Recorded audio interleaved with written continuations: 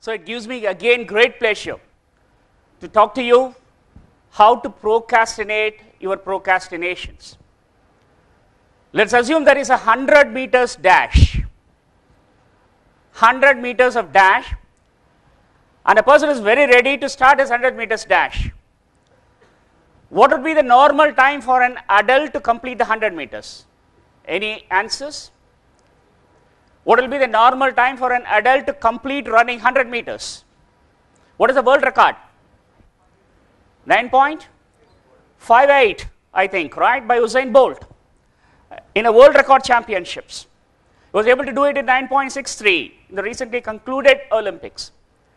For a normal adult, not a Usain Bolt, it will take around 15 seconds. Yeah, 15 seconds. So let's assume, right, imagine ourselves on an athletic track which is 100 meters long. On one end stands a man ready to commence his race. And normally he will take around some 15 seconds to run that 100 meters. How can you make him run faster? Any ideas? How can you make him run faster than his normal 15 seconds? What can we do? Pardon? Okay. Right, what you can do is you can put a pot of gold at the end of the 100 meters.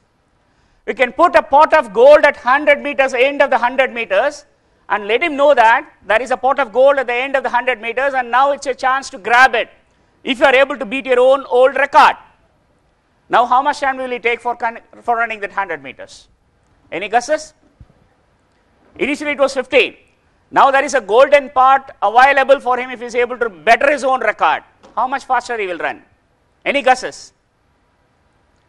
12 seconds? So, 15 has been reduced to 12 seconds. Could there be a better way to do that? Yes, there could be a better way to do that. You can put a drooling mad dog behind him, right? You put a mad, drooling, mad dog behind him, and now ask him to run.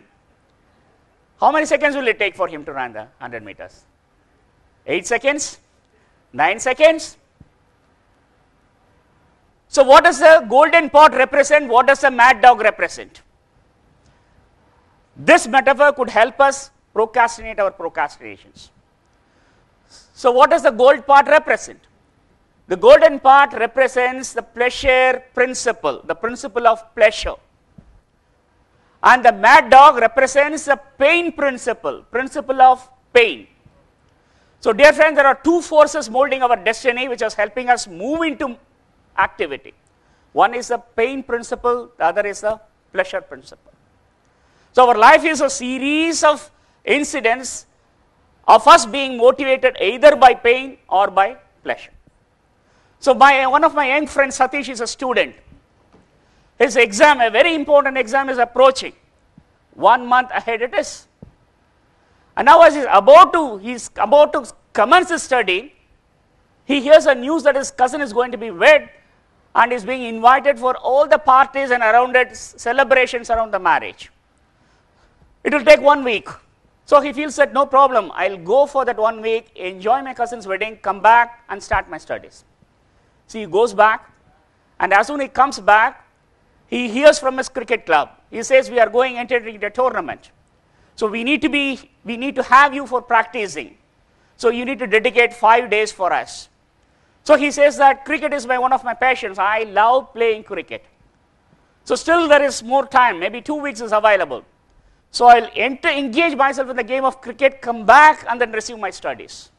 So he goes into the game of cricket. And he comes back after 5 days. And then as soon as he comes, he hears there is a rave party going on. One of his friends calls him. So you need to spend 1 night with us. It's going to be really, really great. So he says, 1 more day. I'll go attend the party, come back, and then start studying. And then he goes for the party, and something is being served there. He eats what should not be eaten, and then he has a stomach upset, and he falls sick. He's not able to recover, and when he recovers, the exam is the very next day.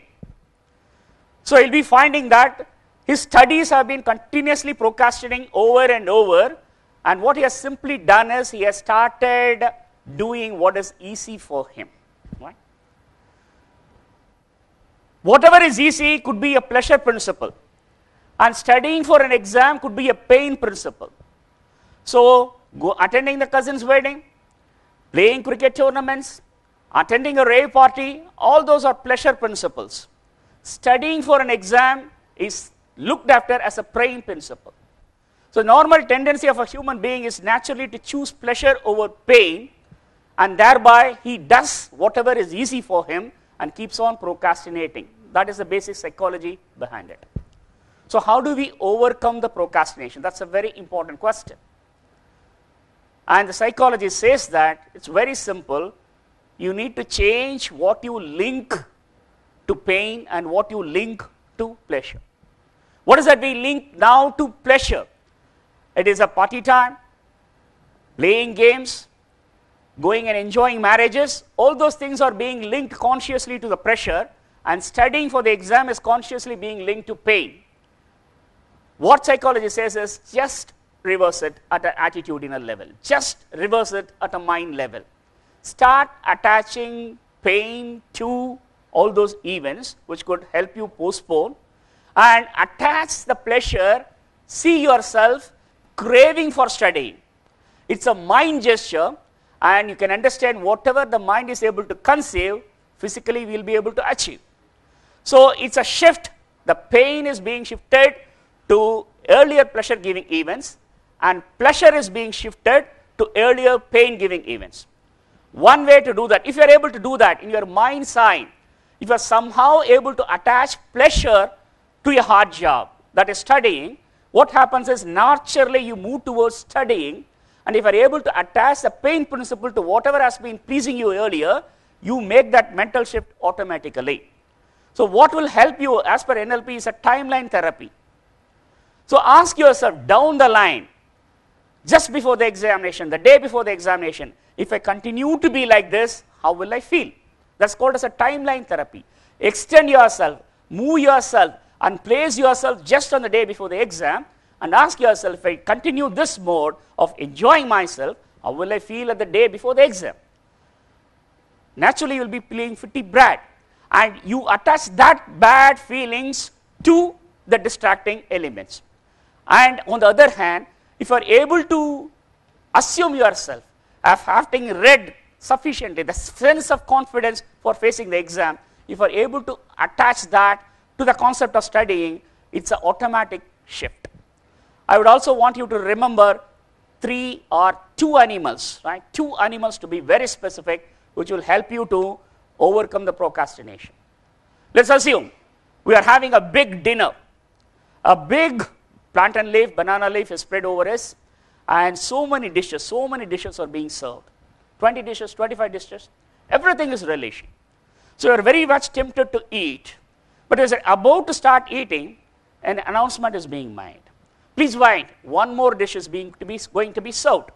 And you anxiously wait for that. What is it going to be? Already the plate is completely full. Already the banana leaf is so tempting. What else could beat this? So with that curiosity, you look ahead, and in comes a vessel, a bowl.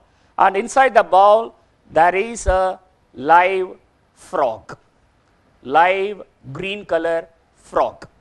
And that frog is also placed on your plantain leaf. And now the announcement comes. You can start eating, but you cannot get up until you have eaten the frog. That is the announcement. Let's say you are very much committed to the process of eating. You cannot say no. So what will be your options? You need to consume the frog, only then you will be able to get up. So you have 2 choices. You either eat the frog first and then consume all those things that are there, or consume all those things that are there at first and then eat the frog. Which would be the best option? Which would be the best option? Eat everything first, leave the frog together as the last part, eat it, or eat the frog first and then start consuming all the things. Which would be the best option? Please understand, you have been into a commitment. You cannot get up without eating the frog. Which would be the best thing? Obviously, the best thing would be to eat the frog first, or better swallow the frog first, right? Get done whatever is the hardest job first. So in this condition, yes, I agree there is a lot of enjoyment in going to a marriage party, in playing games. So you need not sacrifice them. On the other hand, if you choose to swallow the big frog first, get it ready, read it first, get it ready. Once that is out of the way, rest of the things you can enjoy with a free mind. You'll be able to literally enjoy. On the other hand, if you keep on postponing that reading to something else, you may not even be able to enjoy your cousin's wedding, your cricket tournament, your night party. Nothing you'll be able to really enjoy, because at the back of the mind, something which has to be studied is continuously keeping on pressurizing you again and again. So remember the animal. What is that? Frog. Eat the frog first. Then enjoy all the dishes that are available at your own pace. Okay. That is the first animal which I want you to remember with respect to procrastination. The second animal that we need to look at is an elephant. How do you eat an elephant? If at all you have to eat one. Right. You need to eat the elephant bit by bit. Howsoever big the elephant might be, you cannot swallow it as you do the frog. But you need to cut it into small pieces and then eat one by one. There is a powerful psychological principle applied in it. So when a person or when a student looks at a big book which has to be read, maybe 400 pages, he tends to look at it as an elephant, a big elephant. How do I handle that elephant? How do I eat that elephant? That becomes a question, and it could make him into even a depression. I can't do that. So he will start moving away from that. That will put him at a very tighter situation. On the other hand, what he can do is, he can bit by bit, it's NLP principle, it is called as chunking.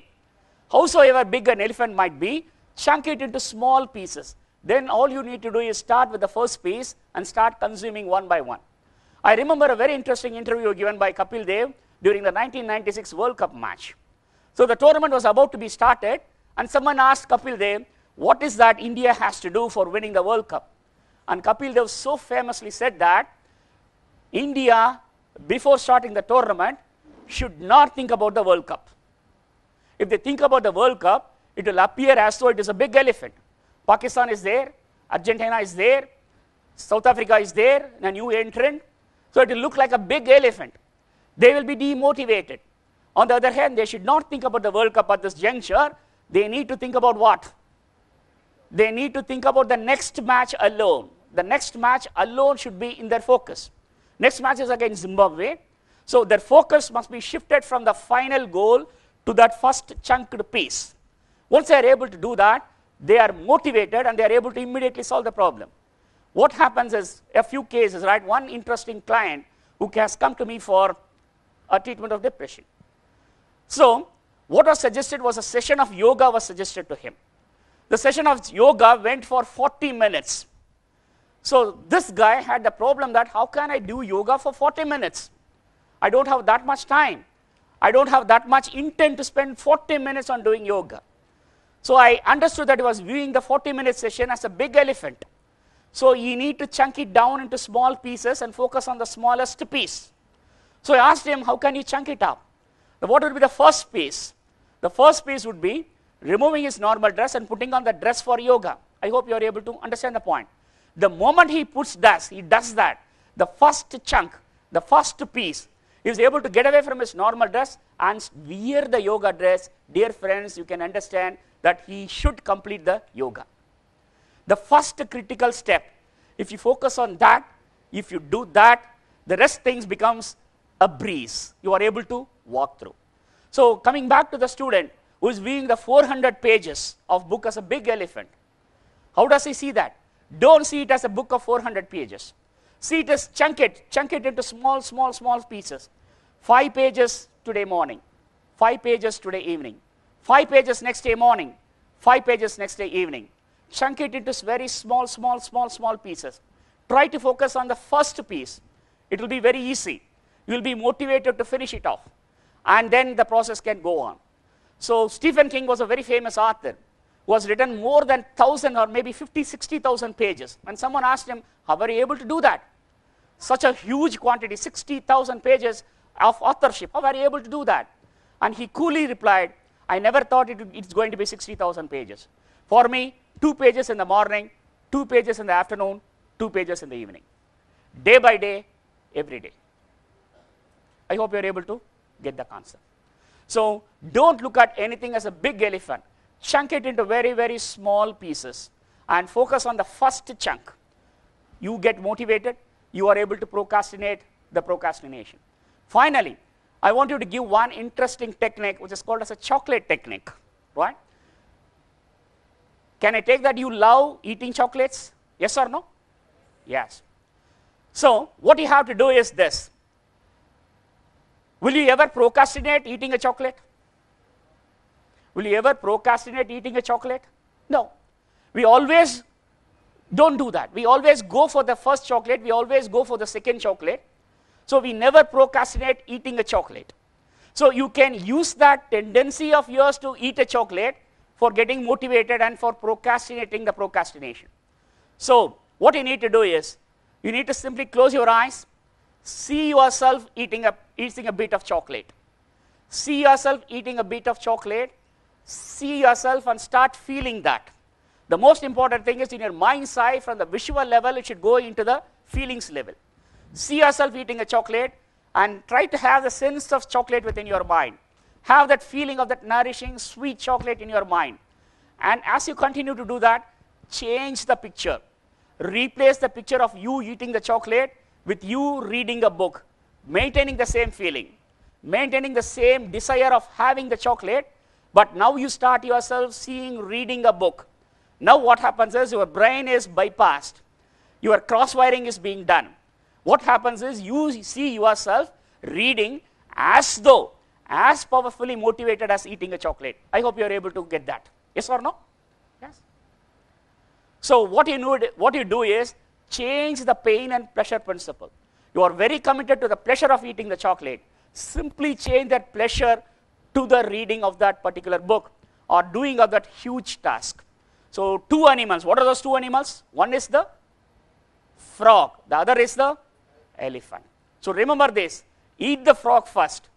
Chunk the elephant into small bits. Focus on the first bit. You will be able to complete it in a breeze. Wishing you all the best. Thank you.